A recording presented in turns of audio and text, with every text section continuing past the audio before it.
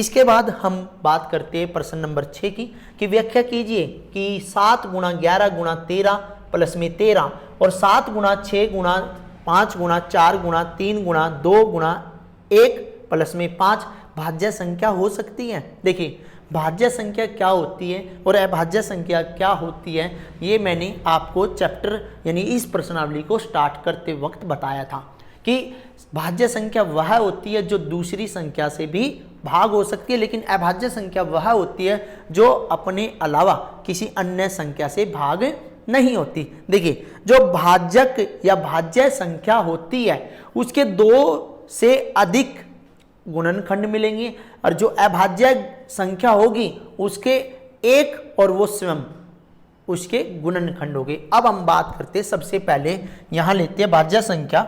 एक बात लिख लेते हैं कि जो भाजक या भाज्य संख्याओं के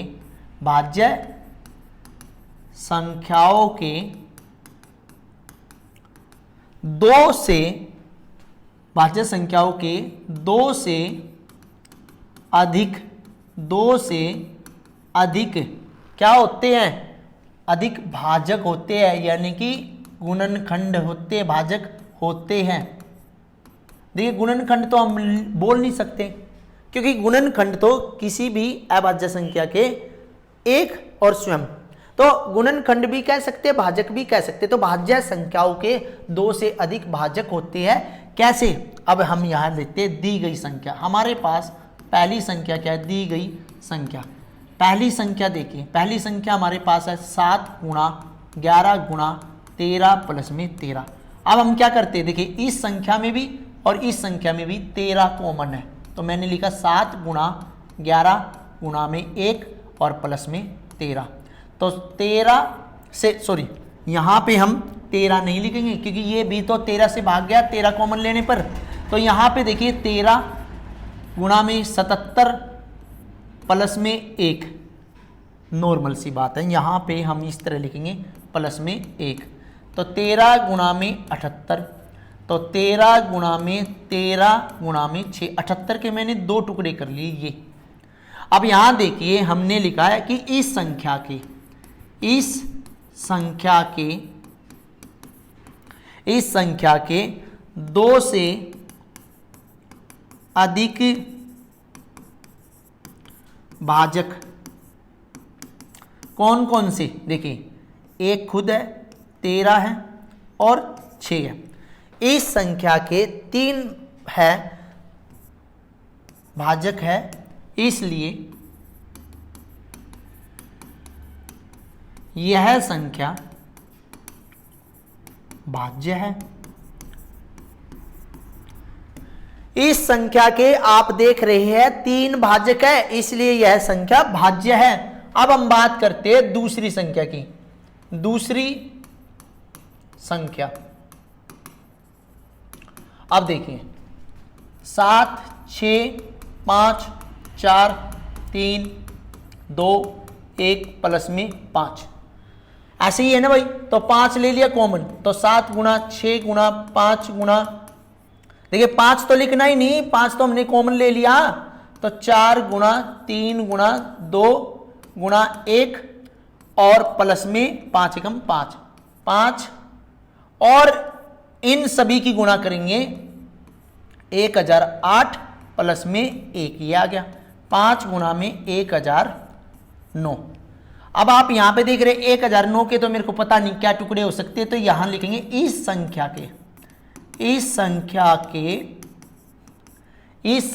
के 2 से अधिक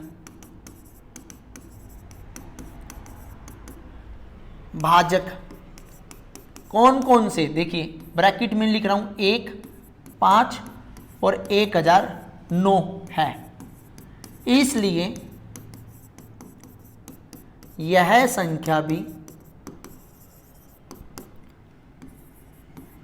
भाज्य संख्या है। तो यहां पे जितनी भी संख्याएं दे रखी हैं, 2 संख्याएं दे रखी थी और हमने आपको एक्सप्लेन करके बताया कि क्या ये दोनों संख्याएं भाज्य संख्या है, और भाज्य संख्या है तो क्यों। देखिए कोई भी भाज्य संख्या है तो उसके 2 या 2 से अधिक 2 से अधिक भाजक मिलेंगे, लेकिन जो अभाज्य संख्या उसके केवल 2 ही मिलेंगे, एक तो वो स्वयं और एक एक।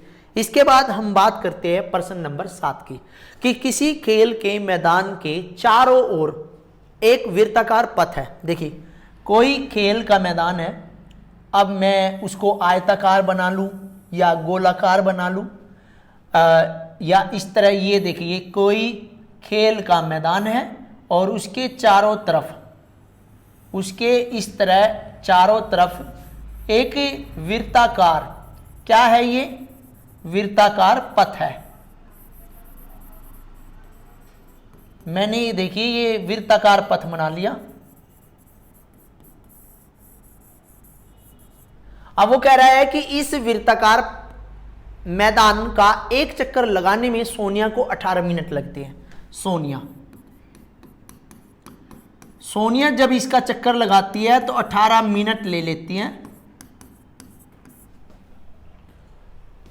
और जबकि इसी मैदान का एक चक्कर लगाने में रवि को 12 मिनट लगते हैं। रवि को 12 मिनट लगते हैं। मान लीजिए कि वे दोनों एक ही साथ एक स्थान और एक ही समय पर चलना प्रारंभ करके एक ही दिशा में चलते, तो कितने समय बाद वे पुनः प्रारंभिक स्थान पर मिलेंगे। अब देखिए कितने समय बाद, देखिए कम से कम समय में ही मिलेंगे, तो कम समय के लिए हमें क्या निकालना है, एलसीएम। अधिकतम के लिए एचसीएफ, लिस्ट कॉमन मल्टीपल का मतलब देखिए HCF higher common factor, LCM least common multiple.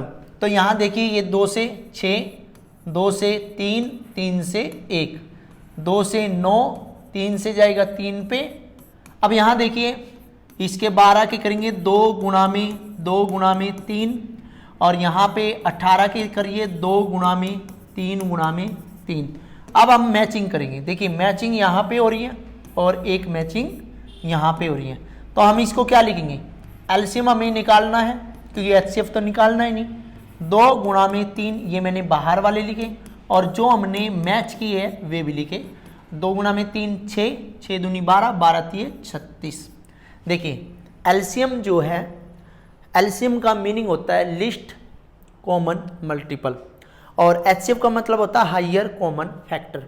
तो अधिकतम, जहां अधिकतम की या अधिक की बात की जाएगी वहां पर आपसे एचसीएफ निकलवाएगा, और जहां पे कम की बात की जाएगी वहां पे आपसे एलसीएम निकलवाएगा। इस तरह देखिए हमने प्रश्नावली 1.2 की, और यदि जिस भी विद्यार्थी को हमारी ये वीडियो, हमारी जो ये वीडियो है अच्छी लगे तो वो लाइक शेयर और कमेंट भी करें, और जिस भी विद्यार्थी को यदि प्रश्नावली 1.1 देखनी है तो हमारी प्लेलिस्ट में जाकर 1.1 देख सकते हैं। हमने उनको एक एक क्वेश्चन की फॉर्म में भी डाल रखा है, और हमने उसको फुल एक्सरसाइज की फॉर्म में भी डाल रखा है। धन्यवाद।